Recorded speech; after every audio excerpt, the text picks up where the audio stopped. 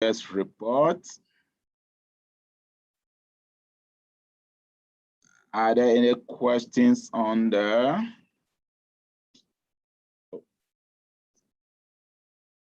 any questions about board chairs report? Okay. So we have certain things to plan there. The Cox virtual town hall meeting, meeting with the Archbishop. So Charlie, myself, and Trustee Tagwood will start some of the preliminary discussions to plan some of all these. So we'll bring it back to your attention, please.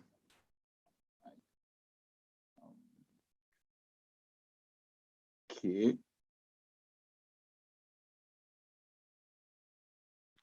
As well, we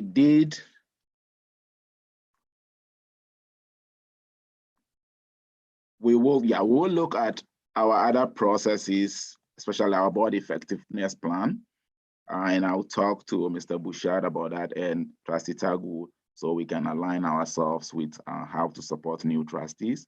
That was something that is on the back burner, but as we move along, we will do that and then include everybody and move in that direction. But like I did mention, at the ASBA November 9th orientation, that will be another good place to start coming into process and understanding process as we move along. So thank you. All right, Mr. Bouchard. Thank you, Mr. Chairman. So you have in the package the superintendent report. I'll just kind of give once again an overview of how it's structured. These are the areas of responsibility as outlined in policy 12 of the superintendent. You will see in the document that there are sections that are italicized. That means that it wasn't performed directly by me, but people that I supervise or in the organization further down. And that is kind of why there's italics and non-italics. And then again, you will see that there are sections bolded in yellow. Those are direct connections to the board priorities and goals, just so that you can kind of see that there's focused work happening month to month in those areas. So there's a lot there in that document. I believe it's 7 pages. I'm not going to go over all of those, but I would like to highlight just a few things and then I'll entertain any questions. So I will highlight in the area of faith, the Religious Education Committee. We do have a representation of one staff member at each of our schools that comes together, and we'll work with Claire to move the division faith agenda forward. So they had their first meeting. New this year is we've allocated each of those members a 10% allotment of their time during the week to do this work. So that is new. That in the past it's been more volunteer. So that work is happening, and how that group can best support the faith work in the division happens on a regular basis. So I wanted to highlight that, especially for new trustees. In the second section, I will mention that I did have a meeting with the Mother Duville School Council Chair about the draft curriculum. The draft curriculum, as you know, continues to be front and center politically and on the news and in the media on a regular basis. So I do get questions on that routinely. And, so there was a meeting there to explain kind of where things are provincially. I highlight that.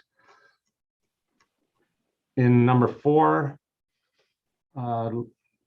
Assistant Superintendent Cardinal and myself, we've continued to stay on top of updates regarding the literacy and numeracy grants. This was put in place by the government to address gaps in learning as a result of COVID for students in Division 1. So we still are waiting for word on whether our grant has been approved by the province. We've expressed concerns to the ministry that, hey, this is taking a long time. We're heading into November, we still haven't heard. They've told us that we should hear any day, but we need to, as a response to the grant funding, hire staff, which takes, as you can imagine, an advertising period and a hiring period. We want to get this going as fast as possible because, supporting these learners who have now experienced a gap in their learning because of COVID for various reasons, we want to try to provide interventions to get them caught up. So we are eagerly anticipating news on that, but just so you're aware, if you do get any questions on that, or if you're wondering, or if you hear about it in your circles, we haven't heard yet. As soon as we do, though, it's our objective and our goal to move on that as fast as possible. In this area as well, I will mention that we've met with all but one school and their administration to have our what we call continuous school improvement meetings. We have these 3 times a year. So we meet as a senior administration with the school's administration. We review the work that's happening in the schools. We deal with local issues and how we best can support that school in moving their agenda forward, I guess, how we best meet the needs of all students in those schools. So that has happened. I'll move on to section 6 and talk a little bit about the work that we're doing around First Nation Métis Inuit. I will let you know there was a lot of work done around the 30th of September, Orange Shirt Day, and the National Day for Truth and Reconciliation. With that said, you received as trustees, those that were here, a lot of feedback that we shouldn't be in session on that day. We have heard that as well since that time. I'll just let you know, and specifically related to staff, which you wouldn't have heard, in your role as trustee, but we do have Indigenous staff who felt that they were in a really awkward position, having to work on that day, and not being able to take part in community events, for example, that they had to take personal days, etc. So the messaging to staff, school administration, and as we've discussed, returning trustees, we will make all efforts in next year's calendar, which is approved by the Board of Trustees, to make that a non-operational day. So we will clean that up for next year, but I just want to speak to, we did a lot of great work on that day. However, we do recognize that we need to try to have that as a non-operational day next year. I'm not sure if you noticed when you were in the boardroom this past Monday, but it's the 3rd bullet there. We do have now, since the last board meeting, the flags of Treaty 6 and Métis peoples flying in the boardroom or presented in the boardroom. So I think that is something that is positive. It does kind of highlight that. Once we're kind of back in session, it's our intention to have some Indigenous representatives come and bless those flags as part of our process. That is a best practice, and we intend to make that happen when we can meet in person and have those guests come into the boardroom. Number 7, I'll just let you know that the website did receive a full refresh. So if you've been on the website, you'll see there's different videos. It has a few different parts. It does have slight changes to it, and that's based on stakeholder feedback and enhancements that the company has provided free of charge. So that's nice. And that's it. That's all that I was going to highlight. So unless there's any questions. Questions from here? Trustee Tagwood. I just have one question about the website. How can we go on to edit our bio? Or can we do that? Right. So you don't have that ability, but that is between you and Caitlin. So if there needs to be anything there, you'll see too that there are placeholders. We don't have all of your photos up, and that's part of why you had pictures on Monday, so that we can get those on there as soon as possible. But your bios, those are put on there by Caitlin. So they will be coordinated between you and Caitlin. Okay, I just have to add a grandchild.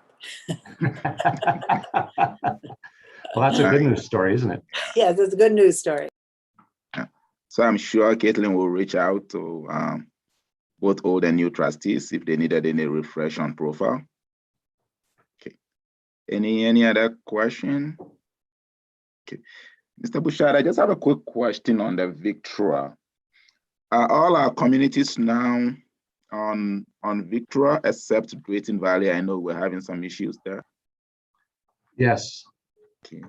Yeah, we do find though that the training by of RCMP is quite different in each of the communities, but that's the reality we've been dealing with for many years. Okay, so now Beaumont is fully on. You said with the Yeah, training. everybody's kind of, I'll call it on, so to speak. Yeah. Thank you. I'm just not sure if the new trustees know what Vitro is. Perhaps we should say what it is. Yes, Sure. good question there. You see it in the program VTRA, that is Violence Threat Risk Assessment. So there is a protocol that's in North America. It's led by Kevin Cameron and his team out of Lethbridge. Basically, it is a risk assessment when we see problematic behaviors in students. So it's an assessment of those problematic behaviors to determine how we will respond to ensure that we do everything we can to keep the school safe. Wonderful.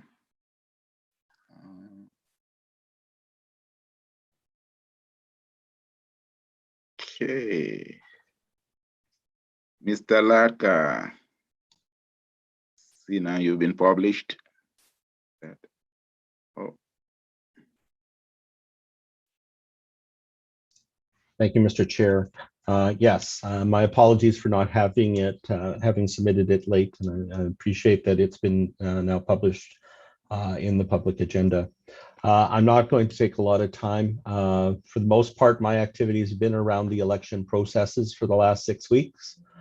There have been and routine matters with regards to transportation, with regards to startup and responding to parent concerns that get escalated from our transportation coordinator. We'll speak to the election kind of as the last item. The other thing is that is moving forward as well, which is as a great help, is the requirement for with municipalities to have a joint use and planning agreement under the MGA or the Municipal Government Act. A group of communities in central Alberta have engaged a contractor who's been facilitating over the last 2 years sort of what might be template documents. And so I've been participating on and off with those meetings and developing those templates. And that is something that the member municipalities are paying for. Our participation is sort of free of charge, but we are kind of in the final stages of having template agreements. My last meeting indicated that there was sort of 3 templates that have been developed, and I'm hoping that our municipal partners where we don't have a joint use agreement and expanding that to the planning agreement, which determines school sites. Where we don't have agreements in place, that those templates will help expedite that process as it covers most of the areas. The 3 templates are generally the 3 templates are based on streams of interaction. So the first template is with a municipality where we maybe don't have a lot of interaction. So when we think some of the smaller communities where we don't have a school, so to have an agreement that's extensive on school sites and those type of things, if it's not our intention to place a school site in the near future, then the agreement is much more streamlined. The second type is where we maybe have an agreement in place and it just augments and supplements that agreement and fits in and coordinates with what's already in place. The third type is when there's an extensive agreement required. And that means that we've got extensive facilities and grounds, they've got facilities and grounds, and there's a lot of interaction in terms of who's taking care of maybe grounds and how those are accessed. Perhaps there's specialized facilities like a theater or those type of things then, and how are those facilities on both sides accessible by both the municipality as well as the school board. So I'm pleased to see that those templates coming to close to completion as we try and move forward. At this point, our municipal partners for Beaumont, Leduc have already been in touch with us, and we've started along the path of establishing those agreements. We've been waiting for the other communities, Lacombe, Ponoka, Wetaskiwin, and then eventually we'll have to expand into the counties as well. And I've just started to explore the smaller municipalities that might be within our boundaries and how they might be impacted in terms of the MGA. I'm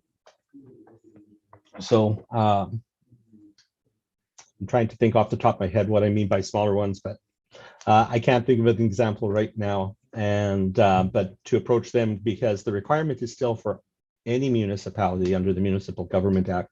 So there might be a number of smaller towns that we don't have a school presence that we have to still enter into some agreement, and that might be in part and parcel with the county itself at that time, and getting those multiple partners under one agreement because of our positioning in our facilities that we currently have.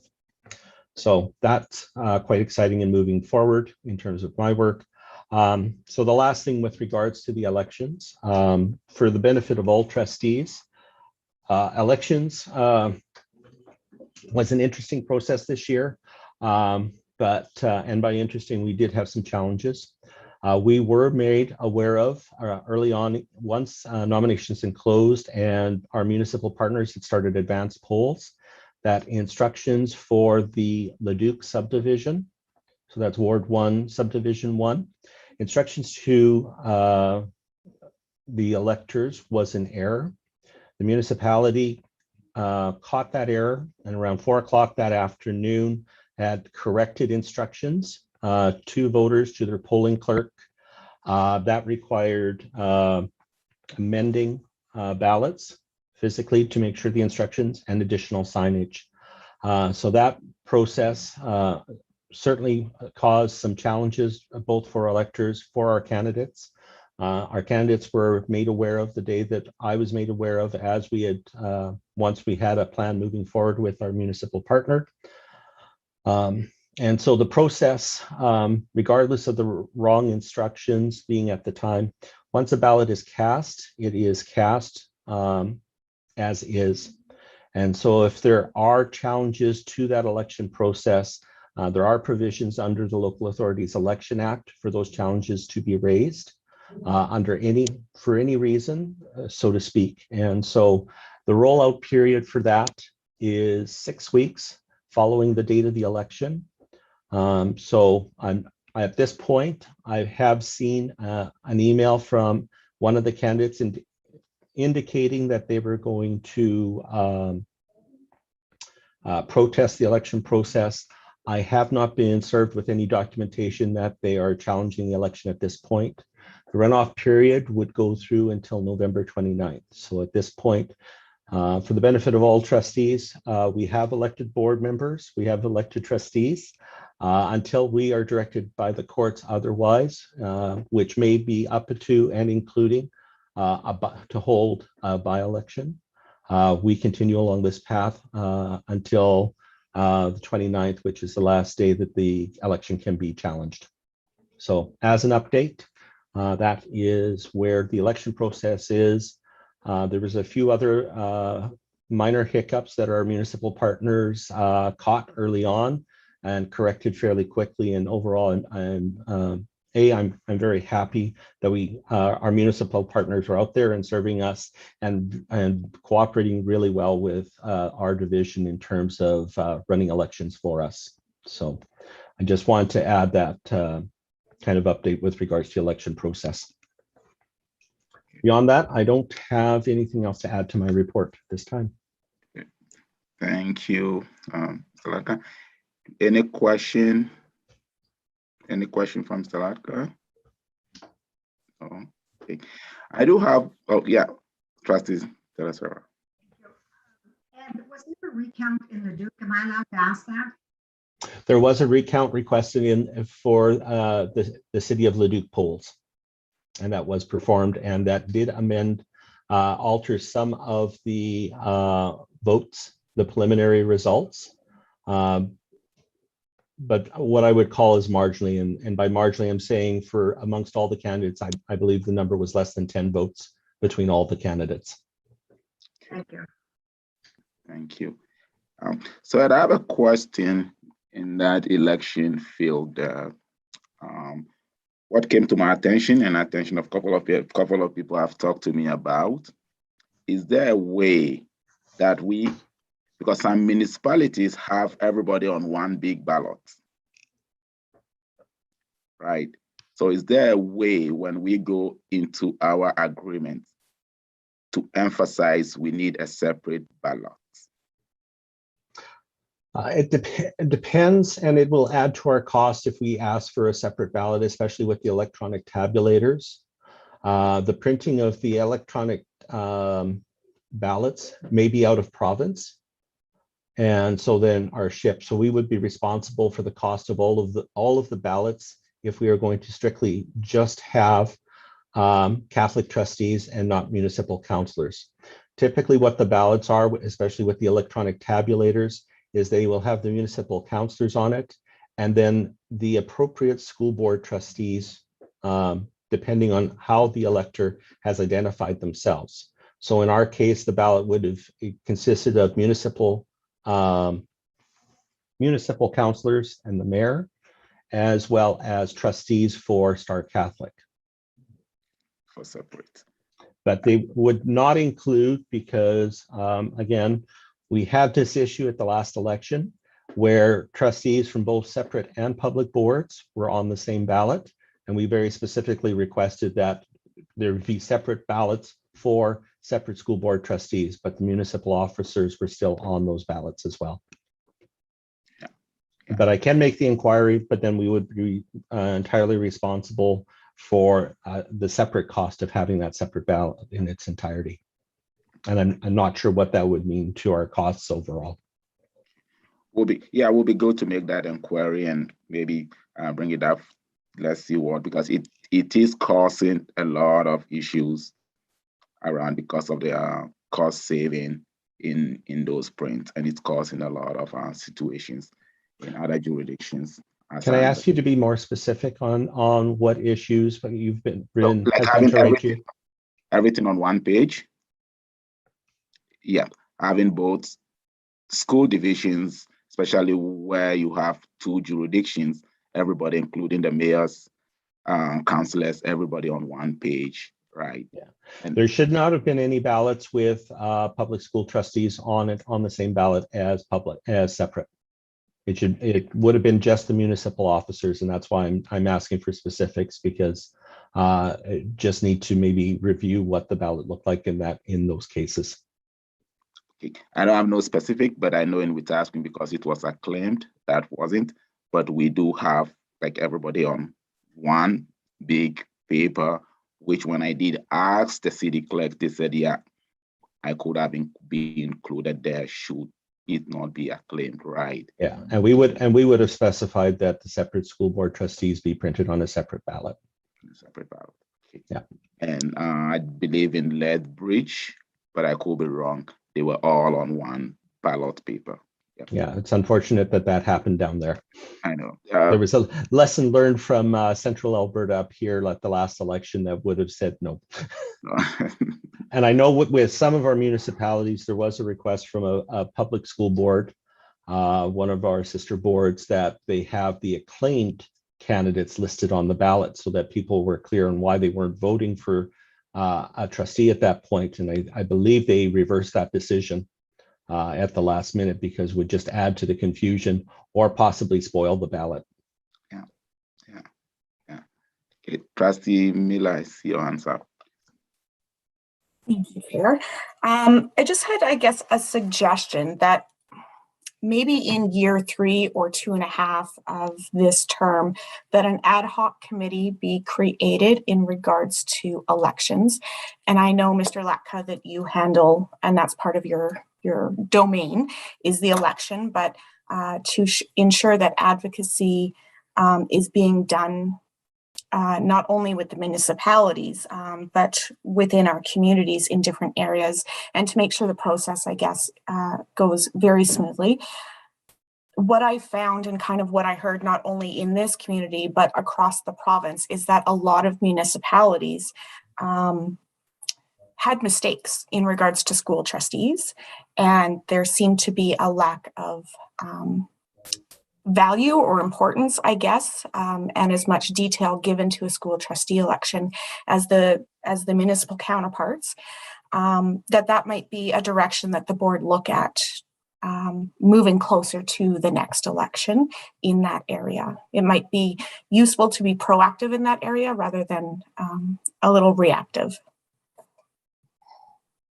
Okay, thank you. Any other comments or question? Yeah, I believe that's something like I was alluding to, that a lot of these processes needs to be looked at when we are entering into those partnerships. So I believe when that time is getting here, we can have that wholesome discussions again and then move forward. So we don't, yeah, so we do some of these corrections. All right, thank you. Looking at the time, 11:45.